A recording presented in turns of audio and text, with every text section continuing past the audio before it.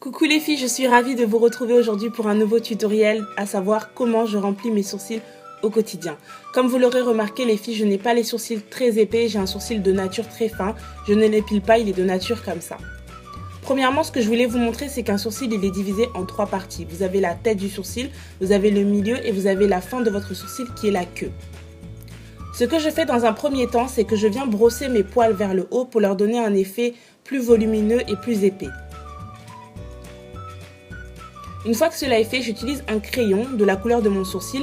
Celui-ci est de chez Dr Rico, mais vous pouvez utiliser n'importe quel crayon tant qu'il est de la couleur de vos sourcils. Ensuite, vous commencez à tracer la ligne du bas de votre sourcil en remontant vers le haut. Et ce que je fais, c'est que je triche un petit peu, j'augmente, on va dire, la ligne supérieure de mon sourcil et je trace un sourcil dans un premier temps assez fin.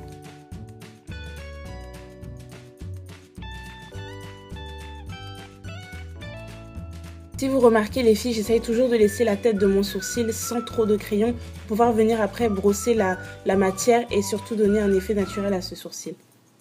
Donc là justement avec une brosse à sourcils, je viens répartir un peu de la matière au niveau de la tête de mon sourcil pour donner vraiment cet effet naturel, c'est-à-dire un sourcil qui est vraiment très clair au niveau de la tête et qui devient de plus en plus sombre quand on descend au niveau de la queue.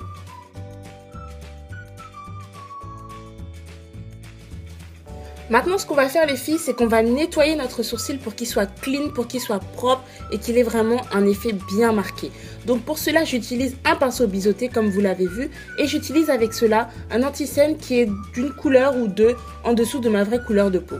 Et là, je prends mon temps et je viens tracer une première ligne, la ligne du dessous de mon sourcil. Et ce que je fais, c'est que vous voyez, j'en mets beaucoup plus au niveau de la queue de mon sourcil pour vraiment donner cet effet démarqué et surtout éclaircir le dessous de mon sourcil. Parce que quand vous regardez un sourcil naturel, c'est exactement comme ça. Quand on épile un sourcil, la ligne du dessous est toujours beaucoup plus claire.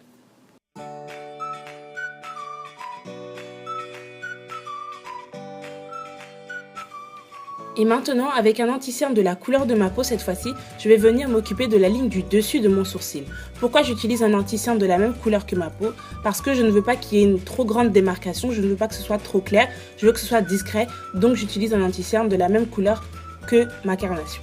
Je le répète encore une fois les filles, la technique c'est de vraiment prendre votre temps, de vraiment analyser la forme de votre sourcil, comment vous les voulez, est-ce que vous les voulez fournis, est-ce que vous les voulez assez fins, de prendre votre temps, c'est comme si vous étiez en train de faire de l'art quoi, vraiment on veut un sourcil parfait.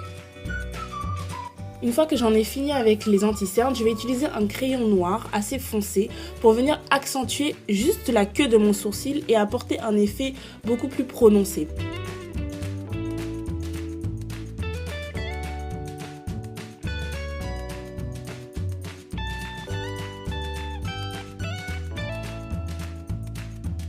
Bien sûr, j'y vais légèrement et après je viens fondre le tout avec ma brosse, ce qui est très important pour ne pas qu'il y ait de démarcation. Je vérifie toujours si je n'ai pas dépassé, si la tête de mon sourcil n'est pas complètement ailleurs. C'est important de vraiment les filles tenter de garder votre forme, sinon après ça fait vraiment bizarre. Sinon aussi pour bien nettoyer le tout, vous pouvez utiliser un pinceau estompeur d'anti-cerne. Voilà, celui-là par exemple vient de chez Zoeva et c'est très pratique. Et voilà les filles, on en a terminé pour ce tutoriel. Je vous laisse vous-même remarquer la différence entre un sourcil qui est assez fin et un sourcil qui est bien fourni. Sur ce, je vous fais de gros bisous et je vous dis à une prochaine vidéo. Ciao.